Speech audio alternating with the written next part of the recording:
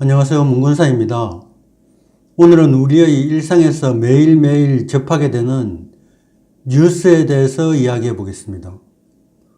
우리가 살아가는 사회와 공동체 안에서는 어떤 일이 일어나고 있는지를 이해하려면 뉴스에 의존하는 수밖에 없습니다. 이 뉴스는 우리들의 마음속에 이 행복감을 심어주기도 하면서 동시에 불안감과 고통을 안겨주기도 합니다. 이 행복감과 불안감의 원천이라는 점에서 오늘날의 사회에서의 뉴스는 중세시대 종교가 누리던 것과 같은 동등한 지위를 차지하고 있습니다. 이 북한이나 중국과 같은 통제사회의 독재 권력은 뉴스를 통제할 힘을 가지고 있기 때문에 자신들의 의도대로 뉴스를 선택해서 내보낼 수가 있습니다. 이렇게 뉴스가 권력에 의해서 선택되어서 제공되는 사회를 우리는 독재국가라고 부릅니다. 민주국가에서는 권력이 자신의 입맛에 맞는 뉴스만 선택해서 제공할 수가 없습니다. 그래서 민주국가는 다른 방법을 씁니다. 그것은 닥치는 대로 많은 뉴스를 흘려보내는 것입니다. 이 방법은 지금 사람들에게 너무나 잘 알려져 있는 뉴스로 뉴스를 듣는다는 방식입니다. 사람들이 잘 알고 있음에도 불구하고 이 방식은 현재에도 효과를 발휘하고 있습니다. 어떤 대규모 독직 사건이 터지면 그럴 때를 위해 미리 준비된 뉴스를 내보냅니다. 미처 준비된 것이 없으면 예전에 이슈가 되었던 사건을 다시 끄집어내서 재탕 삼탕으로 내보내기도 합니다. 이처럼 뉴스를 권력으로 통제하지 못할 때에는 오히려 뉴스를 흘러 넘치게 함으로써 이 뉴스를 소비하는 대중을 아주 혼란스럽고 정신사납게 만들어서 진짜로 대중이 관심을 가져야 할 뉴스에서 멀어지게 만드는 것입니다. 이런 측면에서 흘러간 노래가 다시 유행하듯이 한번 지나간 뉴스가 재점화되고 있다면 무언가 혼란을 주기 위한 의도가 있는 것은 아닌지 한 번쯤은 의심해 보아야 합니다. 이 뉴스는 잔혹하고 어둡고 끔찍한 이야기일수록 많이 소비가 되는 반면에 밝고 유쾌한 면은 오히려 뉴스가 되지 못하는 참 이해하기 어려운 측면을 가지고 있습니다. 사람들은 아프리카에서 말라리아에 시달리는 10만 명의 아주 절망적인 어린이들보다는 이 영국 왕실에서 태어나는 아기의 뉴스에 귀를 더 기울입니다. 또 이 소아 성폭행범인 범죄자 조두순의 추록 예정일은 뉴스가 되는 반면에 이런 폭력을 예방하기 위해서 노력하는 많은 사람들의 활동은 전혀 뉴스가 되지 못합니다. 이것이 뉴스의 이상한 특질입니다. 이처럼 뉴스는 어떤 사건의 모든 측면을 골고루 다 전해주는 것이 아닙니다. 뉴스를 접할 때 이 뉴스라는 것은 오히려 지금의 현실을 있는 그대로 옮겨 놓을 수 있는 힘이 없는 것이라고 보아야 합니다. 뉴스에는 반드시 공급자가 있기 때문에 이 공급자의 선택과 편집을 피할 길이 없습니다. 그러므로 뉴스는 어떤 이야기를 조명하고 어떤 이야기를 빼어버릴지를 선택하면서 현실을 선택적으로 만들어낼 뿐입니다. 특히 우리들은 만약 우리들의 친구나 동료가 제기했다면 정말 그럴까 하고 다시 한번 생각해 볼 그런 이야기들도 이 특정한 언론사의 이름을 가지고 제공되면 비판 없이 그대로 수용하는 경향이 있습니다. 그렇기 때문에 어떤 뉴스를 소비할 때 이 뉴스의 공급자가 전달하려는 의도는 무엇인지 그 이면에는 어떤 사실이 도사리고 있는지를 반드시 살펴봐야 합니다. 그래야 진실에 좀 더 가깝게 접근할 수가 있는 것입니다. 우리가 이 뉴스를 계속해서 보게 될 때 우리가 가지게 되는 감정은 크게 두 가지로 나눌 수가 있습니다. 첫째는 두려움입니다. 우리 주위를 둘러싼 경제는 항상 위기입니다. 우리들은 뉴스를 볼 때마다 우리 기업들의 수출길이 막히지는 않을는지, 또 부동산은 폭락하지는 않을지, 이자율은 급등하지 않을지, 또한 그 북한 핵 문제는 또 잘못되지는 않을지 매일매일 두려움에 시달립니다. 두 번째 감정은 분노입니다.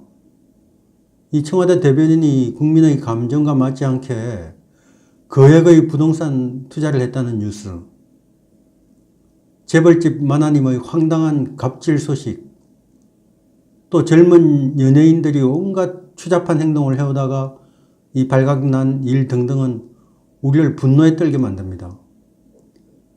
이처럼 뉴스는 고의로 우리를 겁먹거나 아니면 분노하게 만들려고 하는 것처럼 보이기도 합니다. 사실 뉴스는 우리의 공포와 분노를 먹이로 삼아 성장한다고 해도 과언이 아닙니다. 또 요즘의 뉴스는 흔히 셀러브리티, 즉 우리가 셀럽이라고 부르는 유명인들의 소식으로 넘쳐납니다. 이 유명인에 대한 뉴스는 우리들 각각이 마음 한구석에 나도 유명해지고 싶다는 욕망을 품고 있기 때문에 왕성하게 소비가 됩니다. 그런데 이처럼 모두가 이 유명해지고 싶어하는 사회는 넓은 의미에서 보면 이 여러 가지 이유로 인해서 평범한 삶을 살아가서는 자신의 욕구를 충족시킬 수 없는 사회라는 반증입니다. 그런데 일단 유명해지면 그 유명해진 사람들은 자신들이 가장 껄끄러운 종류의 관심을 받는 사람이 되었다는 사실을 깨닫게 됩니다. 정말로 사소한 잘못을 저지르더라도 잔인하게도 대중은 그들을 이해해 주지를 않습니다. 최근에 내기 골프를 쳐서 모든 프로그램에서 하차를 선언한 연예인들에 대한 뉴스가 있었습니다. 그 사람들이 평범한 보통 사람이었다면 뉴스가 되지도 않았을 테인데, 그리고 또 아무런 문제도 생기지 않았을 것인데 그들이 유명인이 되었기 때문에 그것이 뉴스가 되고 문제가 되는 것입니다. 이 불과 한 20, 30년 전만 해도 뉴스는 종이로 만들어진 신문이나 아니면 텔레비전의 뉴스 시간대에 공급되는 뉴스를 통해서만 뉴스를 소비할 수가 있었습니다. 그런데 최근에는 기술이 발전하면서 이 뉴스의 공급량이 무한해지기 시작했습니다. 우리는 포털을 통하거나 각종 앱이나 또 커뮤니티를 통해서 이 실시간으로 무한정으로 뉴스를 공급받고 있습니다.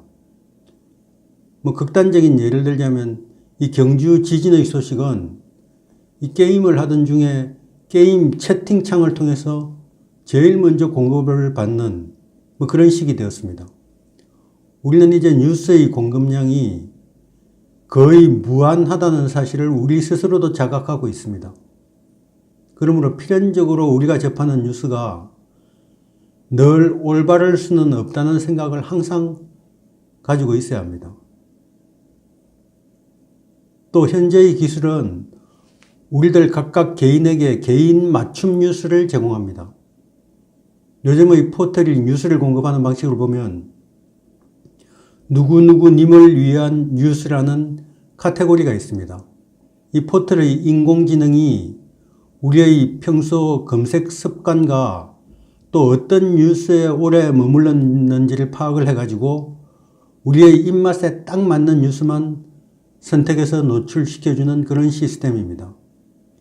이런 시스템은 뉴스를 소비하는 특정 개인이 선호하는 뉴스만을 제공을 해서 그 뉴스 사이트에 더 오랫동안 남아있는 효과를 거둘 수는 있습니다.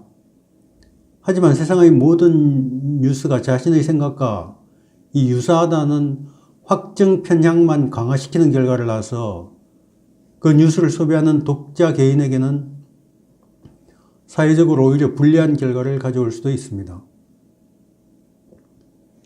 이 결론적으로 이 저널리즘은 지금의 사회를 더 나은 사회로 나아가게끔 이끄는 역할을 해야만 합니다. 언론은 결코 민주주의의 부수적인 존재가 아닙니다. 언론은 민주주의의 보증인입니다. 뉴스가 사회에서 벌어지는 악행을 폭로하고 자신의 의무를 이행하지 않는 무임승차자를 걸러내고 이 약한 자의 고통을 직시하는 이유는 단순히 우리의 호기심을 충족시키려고 하는 것은 아닙니다. 뉴스의 진정한 가치는 우리가 공동체를 이루고 살아가고 있는 이 사회를 전진시키는 힘을 부여하는 데 있습니다. 선함과 용서와 분별력을 충분히 갖춘 이 사회의 구성원들이 서로를 위해 서로 기여하는 이런 공동체를 구축하는 중요한 임무가 뉴스에는 있는 것입니다. 그러므로 뉴스를 생산하는 공급자들은 이 임무를 소홀히 해서는 안 됩니다. 오늘은 우리가 살아가면서 매일 접하게 되는 뉴스에 대해서 이야기해 봤습니다. 구독과 좋아요 부탁드리면서 이만 마치겠습니다. 감사합니다. 다음 시간에 뵙겠습니다.